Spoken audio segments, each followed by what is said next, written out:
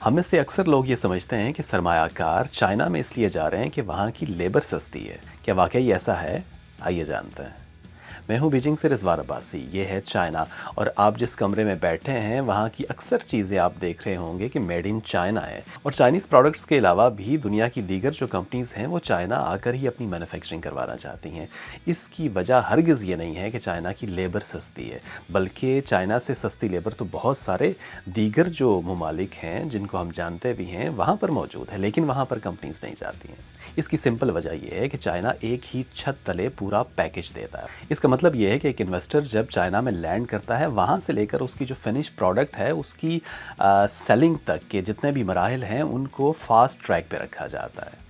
मिसाल के तौर पे आपने कोई कारोबार यहाँ पे आके स्टार्ट करना है तो उसके लिए गवर्नमेंट के जितने भी रूल्स रेगुलेशंस हैं उनको आसान करके रखा जाता है ताकि बिज़नेस को सेटअप करने में आसानी रहे। फिर यहाँ पे मुख्तलिफ फ्री ट्रेड जोन्स हैं जहाँ पे बिज़नेस करने वालों को टैक्स से एग्जेम्पशन मिल जाती है। फिर आपने कोई फैक्ट्री लगानी है, कोई प्रोडक्शन यूनिट लगाना है तो सारा इंडस्ट्री का जो इको सिस्टम है वो यहाँ पर मौजूद है। फैक्ट्री लग जाएगी, वहाँ पर जो इक्विपमेंट है, वहाँ की जितनी भी प्रोडक्शन लाइन्स हैं वो अप एंड रनिंग करने में इनको देर नहीं लगती है। फिर यहाँ की जो लेबर है वो सस्ती नहीं है बल्कि स्किल्ड है।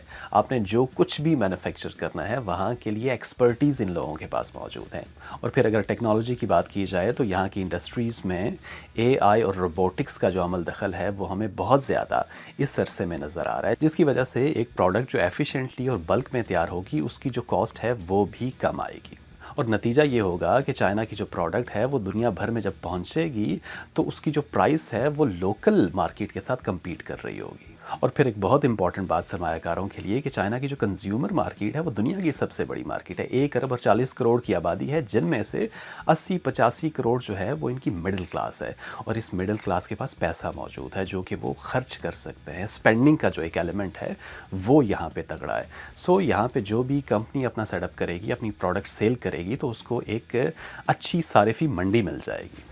और फिर एक कंपनी की जो फिनिश गुड है उसको फैक्ट्री से लेकर दुनिया के मुख्तलिफ ममालिक तक पहुंचाने के लिए जो लॉजिस्टिक का जितना भी अमल है वो चाइना में सबसे बेहतरीन हमें नज़र आता है।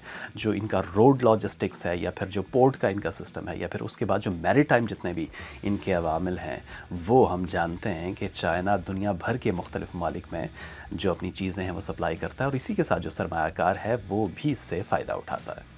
सोचना मजमूई बात यह है कि जो सस्ती लेबर का जो फिनोमिना है वो ऑब्सोलेट हो चुका है। अब जो सरमायाकार किसी मुल्क में आएगा वो सिर्फ चीप लेबर के लिए नहीं आएगा बल्कि पूरे एक इकोसिस्टम के लिए आएगा कि उसकी जो प्रोडक्ट है, उसका जो बिज़नेस है वो यहाँ पे सिक्योर है या नहीं, और जो एक स्केलेबिलिटी है उस चीज़ की वो हासिल हो सकती है या नहीं।